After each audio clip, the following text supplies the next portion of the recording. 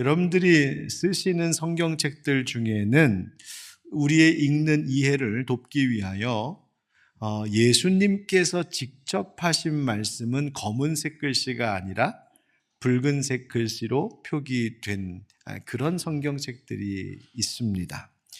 그래서 붉은 글씨를 딱 보면 이건 예수님이 직접 하신 말씀이구나라는 것을 쉽게 알아볼 수 있게 했습니다. 자, 그렇다면 여러분, 성경 66권 중에 붉은 글씨가 제일 많이 나오는 데가 어딜까요? 복음서 아니겠습니까? 그렇죠? 예수님께서 말씀하시고 대화하시고 설교하시고 강화하신, 그러니까 어떤 복음서의 장을 보면 온통 붉은색으로 가득 차 있는 장도 있습니다. 그런데 오늘 우리가 받은 말씀 마태복음 27장은 놀랍게도 전혀 그렇지가 않습니다. 제가 가지고 있는 성경을 이렇게 사진 찍어서 가지고 왔는데 보면 마태복음 27장 11절부터 26절 뿐만 아니라 그 앞뒤로도 온통 새까만 글씨들 뿐입니다. 다시 말하면 예수님 말씀이 거의 없다는 것입니다. 목사님, 맥락상 그럴 수도 있죠. 예수님도 말씀하시는 것 좀 쉬실 수도 있는 것 아닌가요? 그렇게 말씀하실 수도 있겠지만, 이 본문 이야기의 상황을 생각해 보면, 이건 뭔가 심상치가 않습니다. 여러분, 우리가 말을 많이 하게 될 때가 있습니다. 언제 그러냐면, 답답한 일이 있어서 그것을 설명하거나 해명해야 할 때, 혹은 뭔가 오해가 있거나 억울한 일을 당했을 때 말을 해서 이 위기의 상황을 빨리 모면해야 될 것 같아. 이대로 있다가는 큰일 나겠다, 손해보겠다, 더 일이 커지겠다 싶어 말을 많이 하게 됩니다. 말 안 하고 묵묵부답인 사람을 옆에서 지켜보고 있으면 왜 쟤는 말을 안 해? 말을 안 하면 누가 알아주나? 답답해하기도 합니다. 여러분, 드라마 보시다가요, 가끔 아주 착한 주인공이 아주 못된 사람한테 그냥 일방적으로 당하기만 하면, 저는 시어머니랑 며느리라고는 얘기 안 했습니다. 그런데 당하기만 하면 보던 사람들이 무슨 생각합니까? 몰입해가지고, 왜 쟤는 말을 안 해? 좀 말 좀 하지. 사실은 다 극본 짜여져 있는 건데, 그냥 이렇게 몰입해가지고 이렇게 볼 때도 있습니다. 오늘 성경 본문을 읽다 보면 예수님의 지금 상황이 꼭 그런 것 같습니다. 예수님의 말씀이 없으세요. 침묵하십니다. 상황이 그럴 때가 아닌데, 예수님 말씀을 좀 하셔야 될 때인 것 같은데 말씀하지 않으십니다. 그래서 이 본문 단락에는 붉은 글씨가 거의 보이질 않습니다. 그러다 보니 이 상황을 보고 있는 우리의 마음이 답답해지기도 하죠. 예수님 왜 이렇게 침묵하고 계실까? 오늘 바로 그 침묵, 예수님의 침묵이 우리에게 주는 교훈, 특별히 종료주일과 고난주일의 주간에 이 시작을 맞이하는 시점에 있는 우리에게 주시는 하나님의 말씀을 그 예수님의 침묵 속에서 발견해 보려고 합니다. 말씀드린 대로 오늘은 종료주일입니다. 예수님의 3년 공생의 마지막에 이제 비로소 십자가를 지시기 위하여 예루살렘으로 들어가시죠. 예수님께서 나귀를 타고 예루살렘 성에 입성하신 것은 이미 과거 스가랴 선지자를 통하여 하나님이 예언하셨던 말씀, 약속의 말씀을 성취하시기 위함이었습니다. 스가랴 9장 9절에 시온에 따라 크게 기뻐할지어다, 예루살렘에 따라 즐거이 부를지어다. 보라, 네 왕이 내게 임하시나니 그는 공의로우시며 구원을 베푸시며 겸손하여서 나귀를 타시나니 나귀의 작은 것 곧 나귀 새끼니라. 바로 이 약속의 말씀이 그대로 이루어진 것이 마태복음 21장 4절 5절에도 기록되어 있습니다. 시온 딸에게 이르기를 네 왕이 내게 임하나니 그는 겸손하여 나귀 곧 멍에 매는 짐승의 새끼를 탓도다 하라 하였느니라. 선지자를 통해 하신 말씀이 이루어졌다. 예루살렘에서 들어오시는 이 예수님을 예루살렘 백성들은 뜨겁게 환영하고 환호했습니다. 수많은 사람들이 자기들의 겉옷을 바닥에 벗어 깔고 나뭇가지를 잘라 베어 길에 펼쳤습니다. 마치 왕이 혹은 개선 장군이 밟고 지나가는 레드카펫처럼 그렇게 예수님을 위해 준비했습니다. 사람들은 예수님 앞뒤 행렬에서 종려나무 가지를 흔들며 호산나 호산나 찬양하죠. 그것이 바로 종려주일입니다. 그래서 오늘 이렇게 종려나무 가지로 장식을 또 하기도 한 것입니다. 그 사람들이 뭐라고 외쳤습니까? 마태복음 21장 9절, 앞에서 가고 뒤에서 따르는 무리가 소리 높여 이르되 호산나 다윗의 자손이여 찬송하리로다. 주의 이름으로 오시는 이여 가장 높은 곳에서 호산나 하더라. 아멘. 여러분, 우리가 호산나 찬양도 많이 했는데요, 호산나가 무슨 뜻입니까? 호산나, 우리를 구원하소서, 그런 뜻입니다. 부디 제발 우리를 구원하소서. 왜 예루살렘 백성들은 그렇게 외쳤을까요? 그들에겐 정말 구원이 간절히 필요했습니다. 그들을 압제하고 있던 로마의 억압으로부터, 식민 통치로부터 그들은 자기들을 건져줄 구원자 메시아를 오랫동안 고대하고 있던 차였습니다. 그런데 지난 3년간 나사렛 출신의 예수라고 하는 사람이 해왔던 일들을 들어보니, 또 그가 하는 말의 능력을 보니, 지혜를 들어보니, 또 그가 행하는 엄청난 놀라운 급 기적들, 표적들을 보니, 야, 저 나사렛 예수라면 정말 이스라엘 우리 예루살렘을 구원할 메시아가 될 수 있겠구나라고 하는 그 기대감이 최고조로 올랐을 때가 바로 이때였습니다. 그래서 예수님이 나귀를 타고 예루살렘에 입성하시자 사람들은 종려나무 가지를 흔들면서 호산나 호산나 우리를 구원하소서 다윗의 자손이여 외쳤던 것입니다. 그런데 이 군중의 환호성은 순식간에 뒤바뀌어 버리지요. 며칠 되지 않아서 그렇게 예수님을 환영하던 사람들의 소리는 완전히 180도로 바뀌는데, 그들이 뭐라고 하냐면, 똑같은 사람들인데 그들이 뭐라고 말했냐면, 저 예수를 십자가에 못 박아라 합니다. 예수님을 왕으로 떠받들고 환영했던 사람들이 돌변하여 이제는 그를 죽이라 합니다. 그래서 예수님 십자가 고난 그 죽음의 길이 시작됩니다. 그래서 오늘 이 종려주일은 바로 그 묘한 교차점에 있습니다.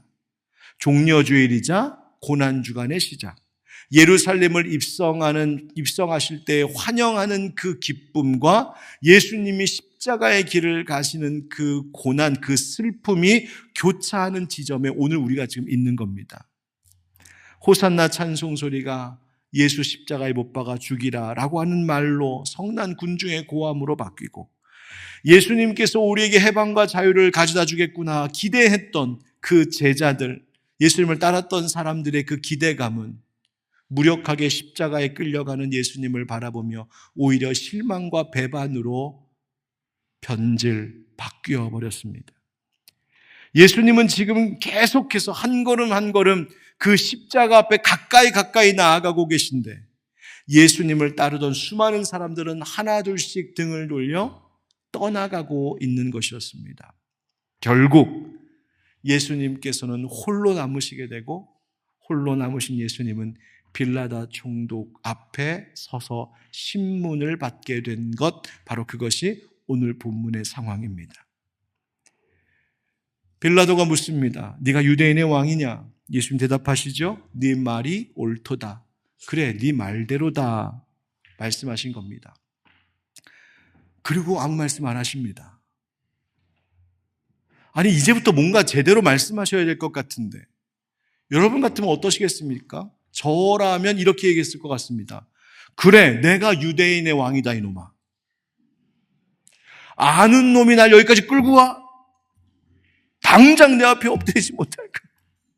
아니면 그냥 조금 점잖게, 아이, 그게 아니고 사실은 내가 말이야 이래 저래서 이렇게 한 거야, 해명하려고 했을 것 같습니다.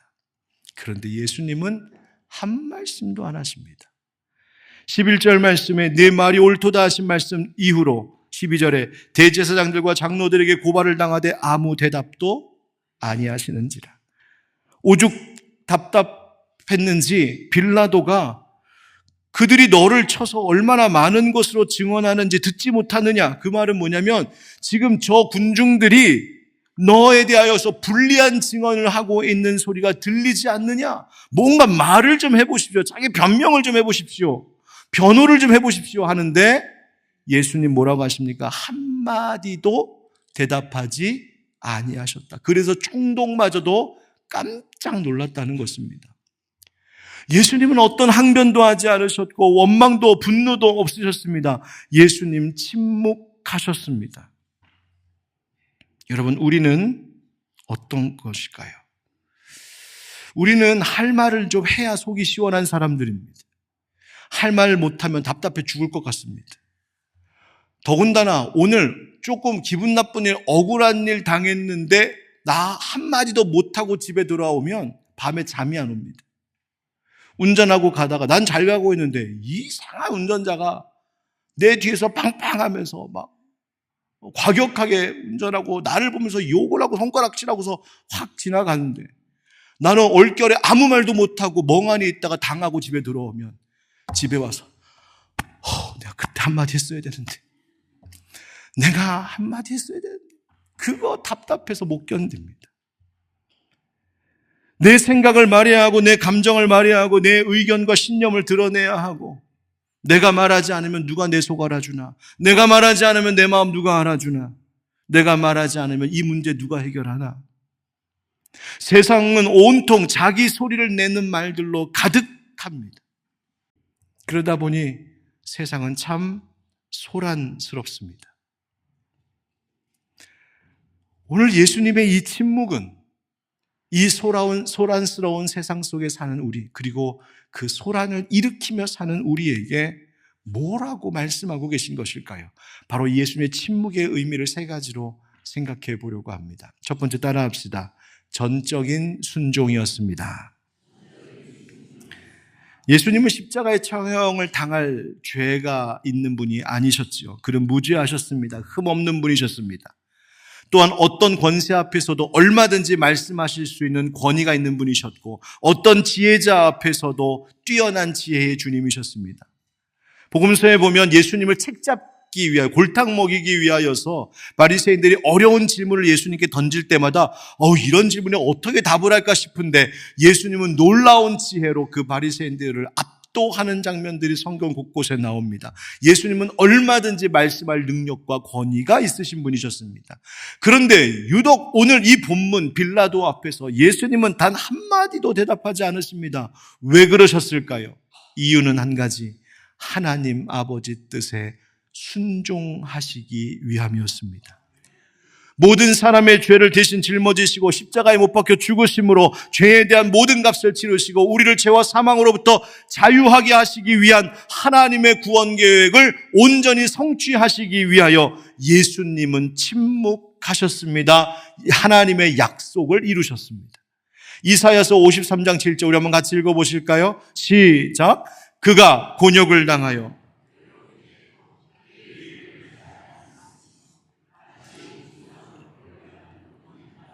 털 깎는 자 앞에서 잠잠한 양같이 그의 입을 열지 아니하였도다. 입을 열지 아니했다.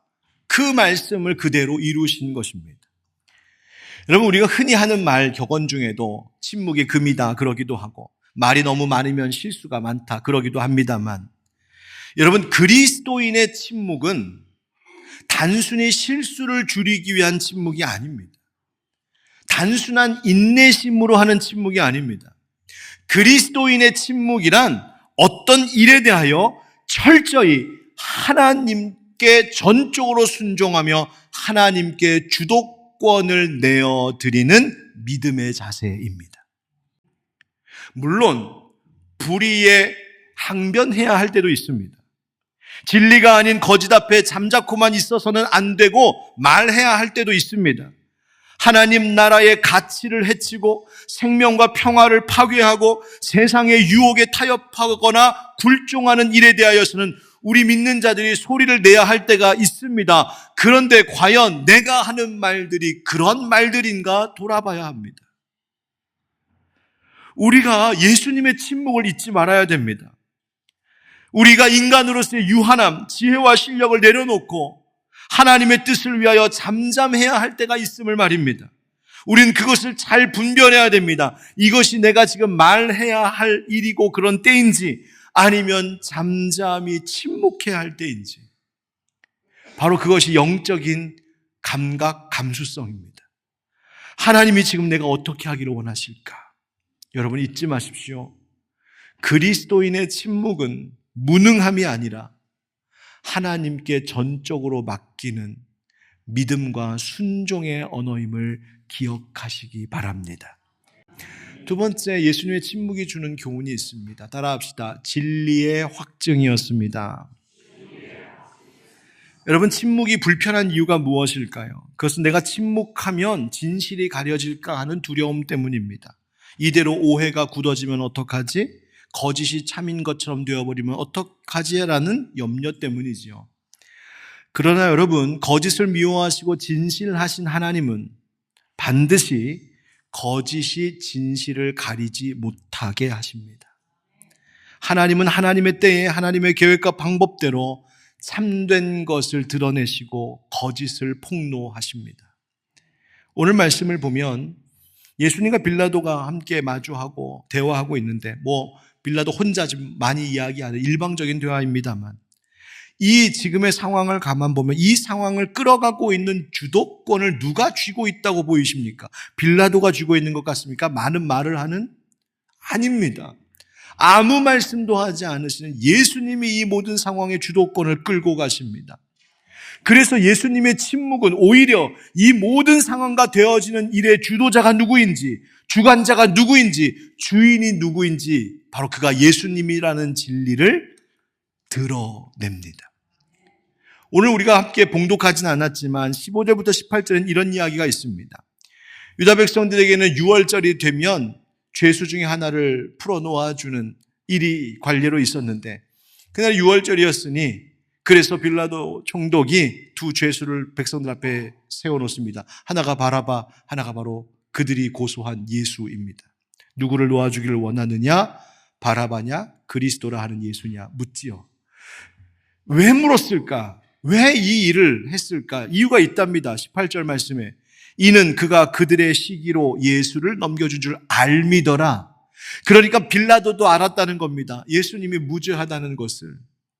사람들이 지금 군중들이 이 바리새인들과 제사장들의 음모와 선동 때문에 예수님을 지금 넘겼다는 사실을 빌라도도 알았다. 빌라도의 이 알을 통하여 예수님은 무죄한 자임을 하나님은 드러내셨습니다. 그날 빌라도의 아내가 꿈을 꾸었는데 꿈 얘기를 하면서 하는 말이 저 옳은 사람에게 아무 상관도 하지 마옵소서 남편에게 말합니다. 여기서 저 옳은 사람이란 저 무죄한 사람, 저 의인을 건드리지 마십시오. 좀 놔두십시오. 내보내십시오. 하나님을 알지도 경유하지도 않던 빌라도의 아내의 입을 통해서도 예수님이 의로우신 분, 무죄하신 분이라는 것을 하나님은 드러내셨습니다. 예수님께서 그렇게 침묵하고 계시는 동안 바깥의 군중들은 시끄러웠습니다. 호산나를 외치던 자들이 저 예수를 십자가에 못 박아라 외치고 있었죠. 그래서 23절에 보니까 빌라도가 이르되 어찌미냐 무슨 악한 일을 하였느냐 그들이 더욱 소리질러 이르되 십자가에 못 박혀야 하겠나이다 하는지라 더욱 소리질러 아뢰되 그들의 소리는 계속 커져가고 있었습니다. 예수님은 침묵하고 있습니다. 이 모습과 상황이 뭘 말해주고 있습니까? 누가 거짓과 악의 길에 서 있는지, 누가 참된 길이요 진리요 생명인지를 성경은 그 실체를 드러내고 있습니다. 예수님은 아무 말씀도 안 하고 계셨지만 무엇이 참이고 진리인지가 선명하게 드러나죠. 하나님은 침묵 속에서도 일하셨고 마침내 확증해 주셔야 될 것을 확증하십니다. 사랑하는 성도 여러분, 우리는 우리 자신의 정당함이나 우리 자신의 입장을 증명하기 위하여서 때로는 너무 많은 말을 할 때가 있습니다. 그러나 무엇이 정말 우리를 증명해 주는 것일까요? 그것은 그리스도인으로서 잠잠히 성도가 가야 할 길을 묵묵히 갈 때에 마침내 하나님이 우리를 증명해 주시는 줄 믿습니다. 세 번째, 예수님의 침묵은 따라합시다. 간절한 외침이었습니다. 여러분, 누군가 평소에 말 잘하던 이가 갑자기 말을 안 하고 침묵을 길게 하면 그것을 옆에서 지켜보는 사람들은 생각하게 됩니다. 왜 말 안 하지? 그러면서 자연스럽게 어떤 일이 벌어지냐면 그가 평소에 했던 말, 얘가 이전에는 이런 말 했었는데, 저 사람이 그때 이런 말 했었는데, 과거에 했던 말들을 꺼내어 기억하기 시작합니다. 예수님의 침묵도 그렇습니다. 예수님이 침묵하시는 것을 바라보는 우리는 그분이 하셨던 말씀과 그분이 행하셨던 일들을 기억합니다. 당장 지금의 이 빌라도 앞에 선 상황에서 벗어나서 예수님 그때 뭐라고 하셨더라를 기억하게 만듭니다. 뭐라고 하셨었지요? 내가 이 땅에 온 것은 양으로 생명을 얻게 하고 더 풍성하게 하려 오셨다고 하셨습니다. 예수님은 건강한 자가 의원이 필요 없고 병든 자에게 의원이 필요한 것처럼 나는 죄인을 위하여서 왔다고 말씀하셨습니다. 예수님은 섬김을 받으려 온 것이 아니라 도리어 섬기려 하고 자기 목숨을 많은 사람의 대속물로 내어주기 위하여 오셨다고 말씀하셨습니다. 예수님은 서로 누가 크냐고 다투는 제자들을 앉히시고 그들의 발을 씻어주심으로 섬겨주시고 그들에게 너희도 가서 섬겨라, 너희도 가서 서로 사랑하라고 말씀하셨습니다. 예수님의 이 긴 침묵은 예수님이 왜 이 땅에 오셨는지를 우리로 다시금 기억하게 만듭니다. 예수님은 죄인들을 위해서 오셨고 병들고 연약하고 가난한 자들, 소외된 자들, 사회적인 약자들을 위하여서 예수님은 오셨구나. 여러분, 그런데 이 약자들은 일반적으로 사회에서 큰 소리를 내지 못합니다. 세상에 힘 있는 자들에게 눌려서 세상의 어떤 힘이나 제도에 눌려서 자기 소리를 내지 못합니다. 힘이 없고 가진 것이 없고 지식이 부족하여서 자기의 마땅히 가질 권리를 주장할 줄도 모르고 누군가에게 마땅히 받을 수 있는 도움도 청하지 못합니다. 그래서 소리가 잘 들리지 않습니다. 심지어 애를 써서 소리를 내봐도 이 세상은, 세상에 힘이 있는 자들은, 기득권자들은 그들의 약자들의 아픔에 귀를 기울이려 하지 않습니다. 세상이 약한 자들의 소리를 잘 듣지 않고 듣고도 반응하려고 하지 않습니다. 여러분, 그런데 우리 마태복음 27장을 보면 예수님께서 긴 침묵 후에 깜정글씨만 계속 나오다가 뒤에 가서 한 번 더 붉은 글씨가 나오는 대목이 있습니다. 46절 같이 읽어봅시다. 시작. 제9시쯤에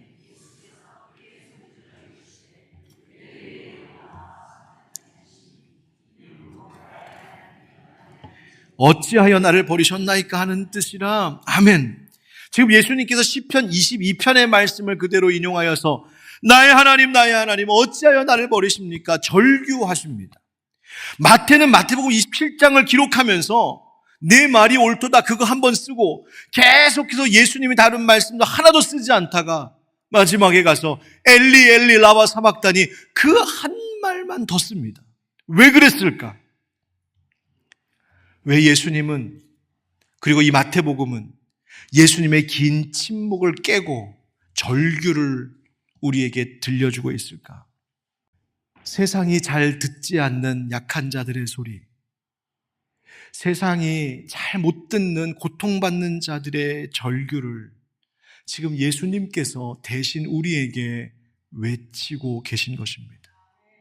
여러분, 이제 고난주간 한 주간 동안 이 세 가지를 좀 깊이 생각하면 좋겠습니다. 하나님, 침묵을 통하여 전적으로 하나님 앞에 순종하는 우리들, 침묵을 통하여서 하나님이 나를 증명해 주실 것을 기대하는 우리들, 침묵을 깨고 세상에 나아가 아파하는 자들의 소리를 들을 수 있도록 하나님, 내 소리는 좀 줄이고 하나님 소리가 크게 들리고 아파하는 자들의 소리가 크게 들릴 수 있는 이 한 주가 되게 해달라고 기도하는 이 고난주간 되기를 주의 이름으로 축복합니다.